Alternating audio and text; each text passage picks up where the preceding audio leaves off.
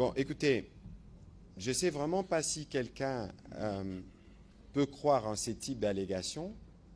C'est peut-être là les pyromanes qui veulent jouer sapeur-pompier parce que il y a certaines personnes qui disent « je ne veux pas aller là-bas », qui pensent que les virus ici est une œuvre malsaine qui vient de là et que lui fasse une telle allusion. Est-ce que ce n'est pas déjà un aveu?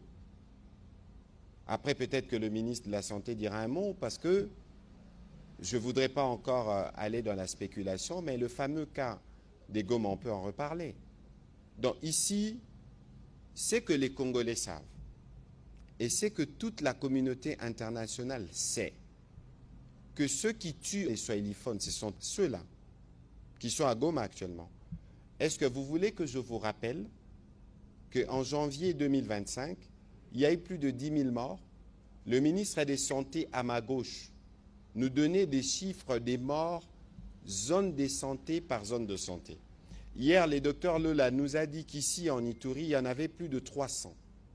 Et donc, toutes les zones de santé de la province du Nord Kivu ont communiqué de chiffres des swahiliphones qui ont été tirés. Parce que s'il faut prendre d'abord ces virages dangereux, ces discours inutilement tribalistes et sectaires, on sait qui tue.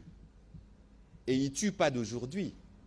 Parce qu'eux ne sont que le 5e ou le 6e fils du tueur en chef qui est connu, le père le Rwanda.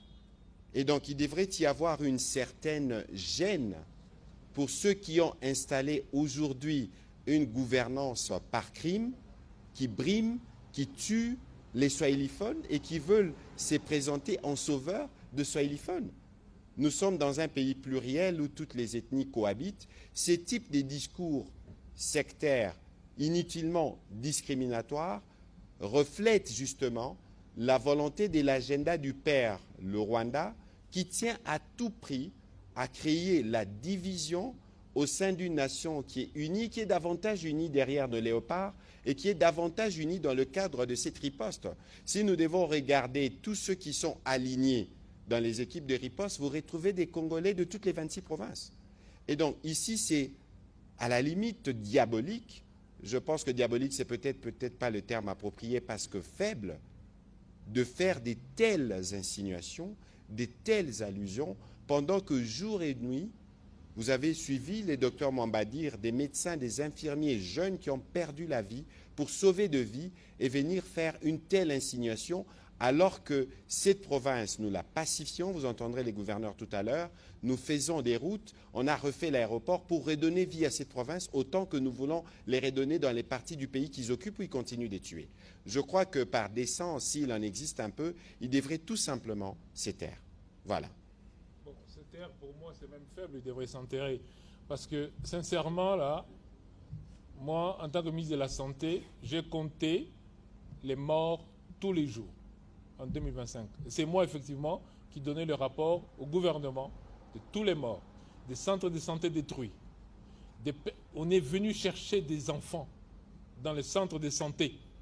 On est venu chercher des malades blessés avec des gens qui avaient on va dire, des broches dans les jambes parce qu'ils étaient blessés.